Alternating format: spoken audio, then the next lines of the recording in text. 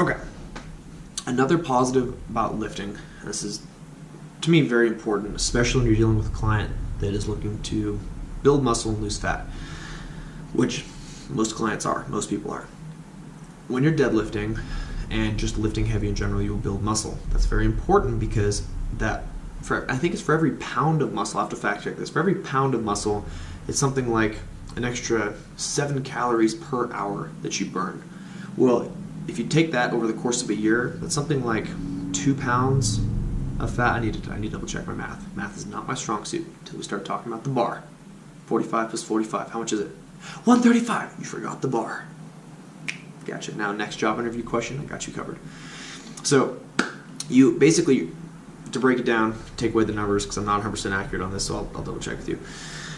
For every pound of muscle you have, you're going to increase the overall amount of calories that you can eat because you will be burning extra calories just existing. So let's say the average person with, let's say, 20 pounds of muscle or whatever, 20 pounds of muscle, they're going to burn X amount of calories. Well, if you add now 5 pounds of muscle, you're able to increase that overall caloric intake, which means you get to eat more food, which is great. Everyone loves eating more food, and you burn fat. So if let's say you stay at the same caloric intake, you'll just burn more fat, period, which is great. So either way, it's awesome, and it really adds up. So that's another plus of lifting heavy because you build that dense muscle tissue depending on your rep range, which is very important because it's like, especially in bodybuilding, when you're building for aesthetic, when you go to build that dense muscle, a lot of people will recognize a lot of times you just have to lift heavier in order to create that thick, dense muscle tissue. Of course, it depends on what you're working and things like that, especially if you're going for a really striated, lean, dense muscle. Your compound lifts are huge for that. So it's another huge plus. Now, it's another piece. You're pulling from different pools. Like, let's say when you're running and doing cardio, you're going to be pulling from a glycogen pool, whereas when you're lifting, you're going to be pulling from a phosphate pool. Because one's aerobic, one's anaerobic, one's dealing with oxygen, one's not. So the fuel you're going to use is different in between. So I think it's kind of funny when I had a trainer a long time ago that told me, yeah, I try to get 45 minutes of cardio and 15 minutes of lifting because let's say out of 15 minutes of lifting, you really only lifted for like 2 minutes because you took breaks in between, and you're only focusing on one part of the movement, so you might drop the weight in between. If you lift it up and then just drop the bar, you're not getting the same work on the way down. The problem with this is that you're not talking about the afterburn effect, which you can also get in some cardiovascular movements when you're doing a HIIT style of training, because then you switch from that aerobic style over to that anaerobic style. The reason why this is important, because let's say you go to lift and you get sore afterwards, right? Well, that's because your body did the work and now it's recuperating. So it's burning extra calories on top of that for those next 2 to 3 days as it repairs those things that you just broke down as you get stronger. The afterburn effect is very important. That's why usually after a heavy day of lifting, the next day you feel hungrier.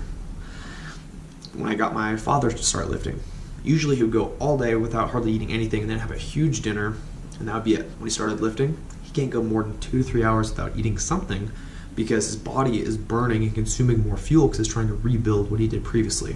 That's a very, very powerful effect, and another reason to lift, another reason to deadlift. Alright guys, here's a couple of tips that are going to make your deadlifting experience the best, make your clients comfortable, yourself comfortable. If you're just diving into this, we're going to go from square one to experienced lifter and everything in between. So first off, when you're getting ready to deadlift, a lot of times people when they first enter a gym are on the cardio equipment. They're not ready to go hit dumbbells or free weights, and it kind of intimidates them, partially because they don't know. They don't know what to do, they don't know if their technique's right, and a lot of times there's a lot of judgment that goes into that when people think they know what they're doing and things like that. And a lot of times when I ask them, where'd you learn your lifting technique? Oh, my dad or my brother or this guy I knew at the gym who's a friend, things like that. There's a lack of lifting science and understanding, and when you first go to deadlift, knowledge is your best friend to keeping yourself safe. So a couple of things to expect when you go to deadlift. First, the bar doesn't move as rapidly as everything else. Usually standard bar is 45 pounds, and if you start on a hex deadlift like I start someone on, it's going to be heavier. I think it's 55 or 65. I'll have to double check that. Don't be scared or frustrated or deterred by how quickly the bar comes up, because it takes a while to get to the top, much more than when you lift other things usually that are not as heavy. So don't be afraid of that. You learn to use your whole body in one motion to get the lift from the bottom all the way to the top. That's one of the first things I tell clients, because they go to pull it off the ground and they just drop it and put it down. Like, I can't do this. So yes, you can. Just stay with it, fight it. And Of course, if their technique fails or is falling apart, there is a time and a place to drop the bar and a step away from the lift. But a lot of times when someone, if they've never deadlifted before, comes up to the bar, one of the first things you need to know is it's going to take a little bit to get it off the ground. Second thing, as a tip, most important thing out of anything else is do not arc your back. As soon as you start to feel an arc of any sort, back rounding at all, drop the bar, walk away. It's not worth it. That's how you herniate your discs and have back issues. Don't want to do that. Drop your weight, go through technique, and you will get there. But most important, as you're doing that, protect your back. Kind of like in boxing. Number one rule, protect yourself at all times, no matter what you're doing. That's really hard, especially when there's ego involved. There's a lot. The gym, you find usually, alpha males. There's not always, or alpha females. And there's a lot of people that are just everyday people that are coming out of the gym, but usually those kinds of people congregate. And they're all trying to outlift each other and do this and that. There's a lot of ego, and push everything else aside. Just focus on you, because you're there for you. It's very, very important. Also, take it from up here and just relax it. It's just metal.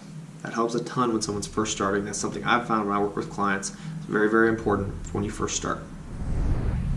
Now for the more experienced lifters, this is something that I have a hard time with, but it's very, very important, and we're continuously working on, is being able to drop our ego, drop the weight, and rework our technique. One of the best things I've ever done, and this is true whether it's punching in boxing, kicking in taekwondo, or lifting, any time in general, you're really good at something, but sometimes you just need to tone it back, rework the technique, and relearn something.